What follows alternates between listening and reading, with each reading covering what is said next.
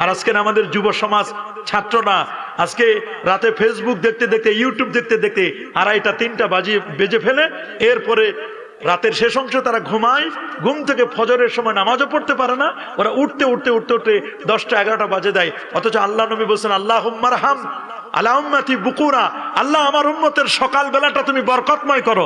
আল্লাহু আকবার বলেন।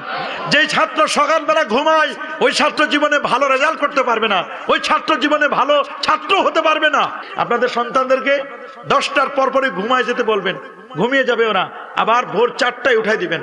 ভোর 4টার পরে বা 5টার পরে, ফজরের আগে যদি উঠাই দেন, ফজরের নামাজের আগে যে পড়াটা পড়ে, এই পড়া কখনো ভুলবে না।